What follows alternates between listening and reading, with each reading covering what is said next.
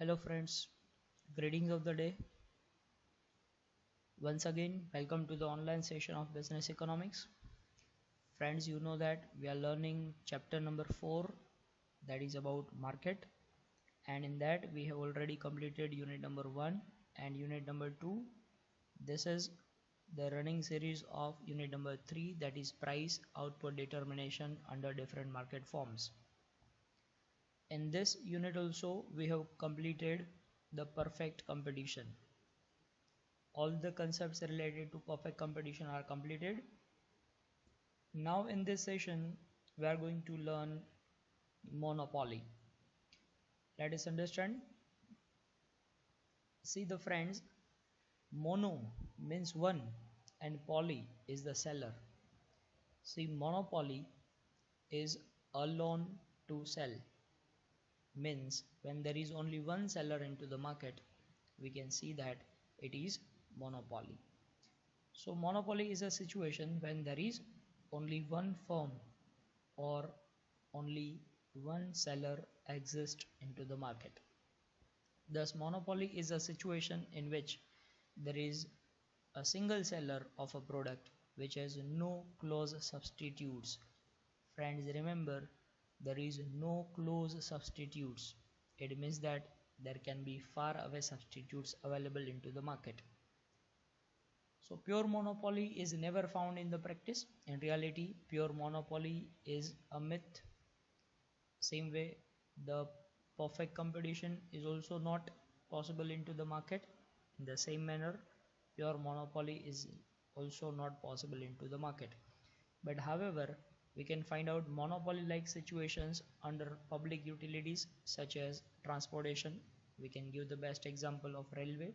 Indian Railway is having monopoly into the railway transportation. Water supply, electricity. Here the monopoly like situations can be found out, but they are also not the perfect monopolies. Let us see the features of monopoly market. Friends, the common feature is single seller of a product. It means that there is only one person who is going to sell into the market. That is single seller or single firm. Second, restrictions to entry. That means the firm is going to be restricted. That means no other firms will be allowed to enter into the market. So that is considered as a restriction to entry into the market. And the next is no close substitutes, means the firm which is manufacturing a product will be the only seller and there won't be any substitutes available into the market. Friends, once again I want to remind you that there is no close substitutes. It means that there can be far away substitutes available. Say for example, if we talk about railway, there is no substitute of railway. That means another railway is not available, but the far away substitutes of railway is transportation means, that is bus is available, flights are available, ships are available. These all are the other substitutes. That means far away substitutes are available, but for a railway, other railway is not available. It means that close substitutes are not available, but the far away substitutes are available. And market power. Market power means monopoly power. That means a firm having monopoly will utilize its power in order to earn the supernormal profit into the market. So these four are the characteristics of monopoly situation. Now, how do monopolies arise? What is the reason why monopolies arise or exist into the market? The first reason is strategic control over scarce resources. Friends, when the resources are scarce and only one firm is having control over that particular resource. Say for example, the natural gas, and if one firm has got the license of extracting the natural gas from the earth, it means that that particular firm is having control over that resource. It means that it is going to have monopoly into the market. Second, through developing or acquiring control over a unique product. When a company has manufactured a unique product which is not possible by the other firms to manufacture.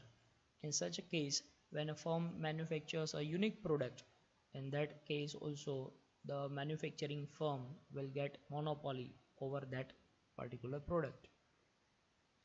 And next, governments granting exclusive rights to produce and sell a good or service.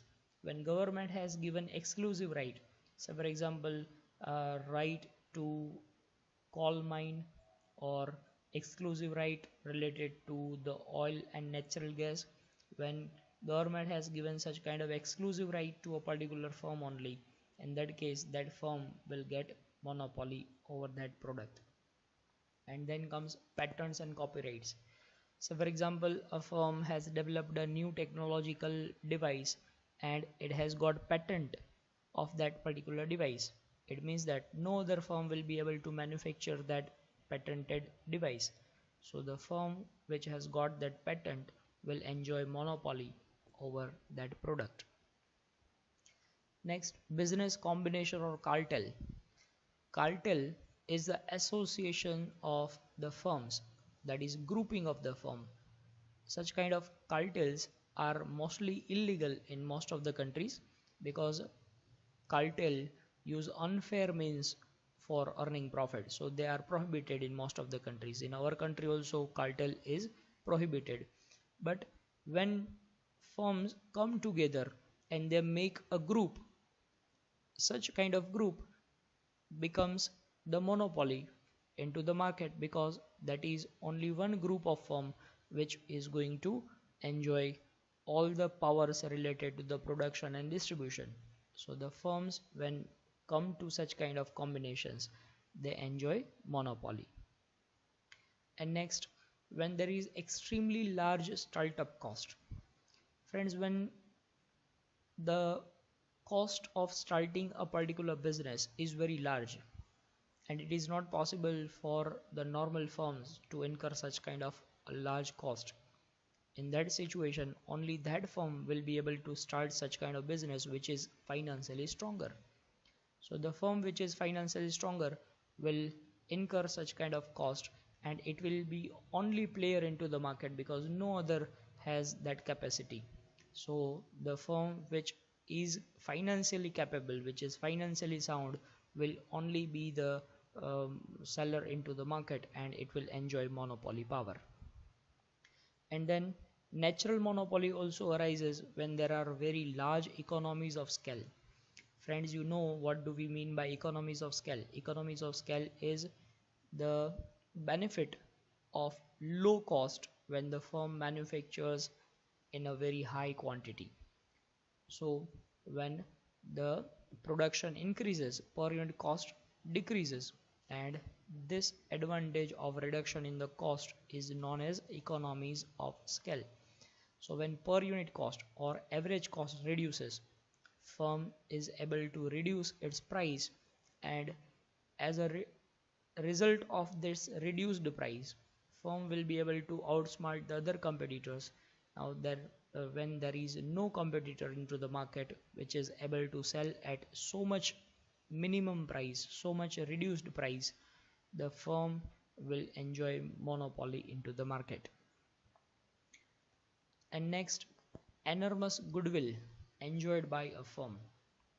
When a firm is very much reputed, say for example the products of Tata companies which is having enormous goodwill into the market, as a result of such kind of great goodwill, the customers will not be ready to purchase the products from the other firms, and as a result the firm having such kind of goodwill will enjoy the monopoly into the market. And then stringent legal and regulatory requirements. Stringent, it means strict. When there are strict regulatory requirements to start a business, as a result no firm will be able to fulfill such kind of regulatory requirements. So only the financially sound or powerful firms will be able to complete this regulatory requirement, and only that firm will be able to start a business and it will enjoy the monopoly. And then firms use various anti-competitive practices often referred to as predatory tactics. Predatory tactics means limitation over the price. When the firm tries to control the price of the product and it reduces the price to so much lower level, when other firms are not able to sell it at that much lower level price, they will be out of the market, and as a result the firm which is capable to sell at the reduced price will only be the player into the market, and as a result that firm will become monopoly firm. So these all are the reasons why monopoly arises into the market. Now let us understand monopolist revenue curve. Friends, we had already learnt the concept of revenue curve in unit number 1. Once again we want to revise it. See here, the firm is ready to sell the products at different prices. Friends, we had understood in perfect competition that the prices remain the same under perfect competition at every level of output. So the curve, average revenue curve and marginal revenue curve were horizontal in perfect competition. But here in monopolist market, the curve will not be horizontal. Let us see how they become. Say for example, firm has set the price of 10 rupees, and at this 10 rupees price nobody is able to purchase the product, so the quantity sold is 0. Now if firm wants to increase the sales, it must reduce the price. So firm has reduced the price, it has become 9.5. At the price of 9.5, 1 unit is sold.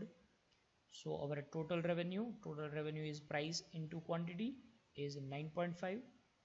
Our marginal revenue, we know that marginal revenue is revenue on by additional 1 unit sold. So additional 1 unit sold, revenue is 9.5. Once again, a firm wants to increase its sales, so it has again reduced the price. The price is 9. At 9 rupees price, 2 units are sold. Total revenue is 9 into 2, that is 18. Marginal revenue is 18 minus 9.5, that is 8.5. Again firm wants to increase the sales, it must reduce the price. It has reduced price to 8.5. 8.5 into 3, that is 25.5, and marginal revenue 25.5 minus 18, that is 7.5. Friends, you can observe that the total revenue goes on increasing up to certain level, and after that level it starts decreasing. Friends, the curve of this total revenue curve will be dome shaped. We had understood this into unit number 1 of this chapter. So the curve will become dome shaped. Marginal revenue curve, let us see, marginal revenue, it goes on decreasing, then it becomes negative also. This is average revenue curve also goes on decreasing. So average revenue will be decreasing and marginal revenue will also be decreasing. But we can see that the rate of decrease in marginal revenue is faster than the rate of decrease in average revenue. It means that the marginal revenue curve will be below the average revenue curve. Let us see how it appears. These are the monopolist revenue curve. This is average revenue curve and this is marginal revenue curve. Average revenue curve is also downward sloping and marginal revenue curve is also downward sloping. Why this happens, we have seen in this particular table. This table shows that average revenue goes on decreasing and marginal revenue goes on decreasing as you increase the sales. So the average revenue curve and marginal revenue curve both are downward sloping. Here you need to remember these points. Since monopolist firm is assumed to be the only producer into the market, the demand curve is identical with the market demand curve. The demand curve of the firm is equal to the market demand curve because only one seller. So whatever is demanded into the market, it is the demand of this firm only. So market demand curve and firm's demand curve are equal in the monopoly market. Other things that you need to remember is average revenue and marginal revenue both will be negatively sloped, that is downward sloping curve. Marginal revenue curve lies halfway between average revenue and y-axis. Let us understand what is this marginal revenue curve. This is marginal revenue curve. It is halfway between y-axis and average revenue. This is y-axis, this is average revenue. Between these y-axis and average revenue, the marginal revenue curve will pass and it will cut the horizontal line between two equal parts. So the question here can be asked, an MCQ can be there, which curve bisect means to divide into two equal parts, which curve bisect the horizontal line between y-axis and average revenue. Between y-axis and average revenue, marginal revenue curve bisect the horizontal line. This is the answer. So this is also you need to remember. And then average revenue cannot be zero, but marginal revenue can be zero or negative. Friends, why average revenue cannot be zero? Because we know that average revenue is price and price can never be zero. So average revenue can never be zero, it can never be negative, but marginal revenue can be zero or even negative also. Now let us see how profit maximization happens into the monopolized market or equilibrium of the monopoly firm. Friends, we know that under perfect competition, the firm was price taker. Price taker means the price was determined into the market and firm had to accept that price. But in case of monopoly, firm is price maker. It is not a price taker, it is price maker.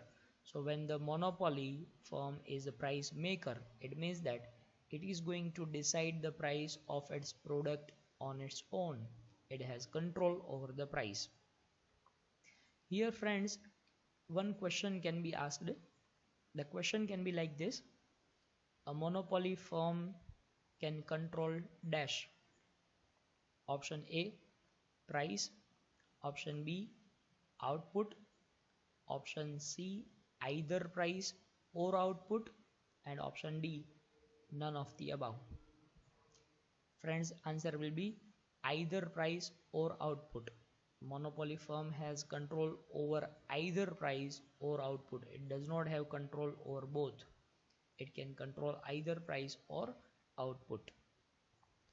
Let's go ahead. Since he faces downward sloping demand curve, if he raises the price of its product, his sales will go down. It means that if the firm tries to increase the price of product, if the people cannot afford that product, they will stop purchasing the product, and as a result the demand will reduce. So the demand curve will be downward sloping. Let us see how it happens. First of all, we need to find out the equilibrium point, and you know that equilibrium point conditions are marginal cost is equal to marginal revenue, and marginal cost curve must cut marginal revenue curve from below. This is the diagram. We can see that in order to find out equilibrium point, this is marginal revenue curve and this is marginal cost curve. The marginal cost and marginal revenue intersect at point E. At the equilibrium point, we can find out quantity and price. Below equilibrium point, this is quantity, and from equilibrium point we need to stretch out this curve up to average revenue curve. This is average revenue, and in front of this we get price. So OQ is quantity and OP is the price. Now let us find out the profit or loss in the monopoly market. Friends, you know that In order to find out profit and loss, we need to first find out the equilibrium point.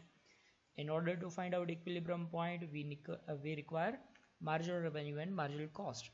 This is the marginal revenue curve of the firm. This is marginal cost curve of the firm. Marginal revenue, marginal cost intersect at point E, that is equilibrium point. Below equilibrium point, we can find out equilibrium quantity, and from equilibrium point we need to stretch out up to average revenue, and in front of average revenue we can find out the price. So OQ is the quantity and OP is the price. So price and quantity are found out. Now second step is to find out profit and loss. Friends, you know very well, in order to find out profit and loss, we require average revenue and average cost. So this is comparison. This is average revenue curve and this is average cost curve. We need to compare in front of equilibrium point. We can see that in front of equilibrium point, the average revenue is above average cost. Average revenue is above average cost. So the firm will be able to earn supernormal profit. Average revenue is above average cost. Firm is able to earn supernormal profit. How much per unit? AB is supernormal profit and total APCB is the total supernormal profit. Now, can a monopolist incur loss? Yes, that is also very much possible. Even if you are having monopoly, you can make loss. Why? See, it is nothing to be guaranteed that a monopolist will always make profit. It all depends upon his demand condition and cost condition. If his demand condition is unfavorable and cost conditions are unfavorable, the firm may make loss. How it happens? See, if demand condition is unfavorable, it means that firm is having very low demand. If cost conditions are unfavorable, it means that the firm is having very high cost. Demand is low, revenue is less, cost is high. Revenue is less and cost is high. It means that the firm will make loss. Let us understand. First of all, we need to find out equilibrium. This is the marginal revenue curve.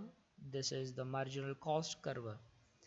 At the point of intersection, this is equilibrium point E. Below equilibrium, this is quantity. And from the equilibrium point, we need to stretch out up to average revenue. In front of average revenue, we'll find out the price. So OQ is the quantity and OP is the price. Now we need to find out profit and loss. Friends, you know that in order to find out profit and loss, we require average revenue and average cost. This is average revenue curve. This is average cost curve. In front of equilibrium point, we can compare them. We can see that average cost is higher than average revenue, or we can say that average revenue is less than average cost. So when average revenue is less, average cost is high, it means that firm is making loss. So AB is the per unit loss, ACPB is the total loss. So the firm under monopoly can also make loss. Now let us find out long run equilibrium. This was about short run.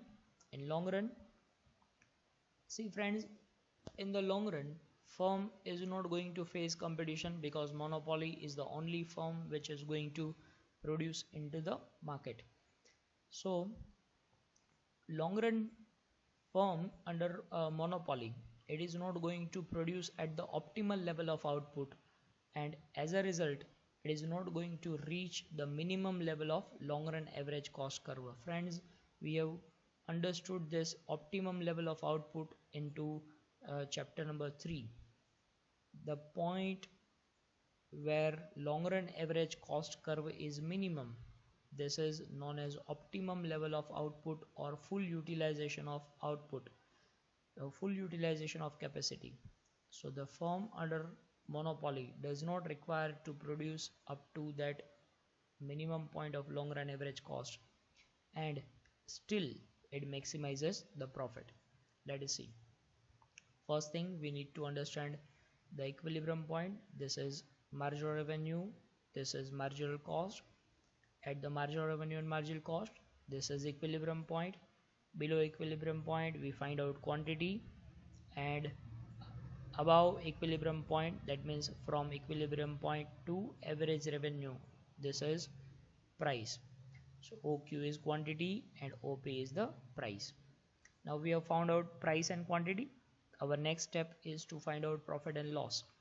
In order to find out profit and loss, we require average revenue and average cost. This is our average revenue curve, this is our average cost curve. Now we can compare them at the equilibrium point. At the equilibrium point we can compare that average revenue is greater than average cost. Average revenue is greater than average cost. So when average revenue is greater than average cost, firm makes supernormal profit. So here AB is the per unit supernormal profit and APCB is the total supernormal profit. This is the total supernormal profit. Here friends, you need to remember that monopoly is the only market where firm makes supernormal profit in the long run also. No other market can earn supernormal profit in the long run. Okay, so that's all for now. Thank you.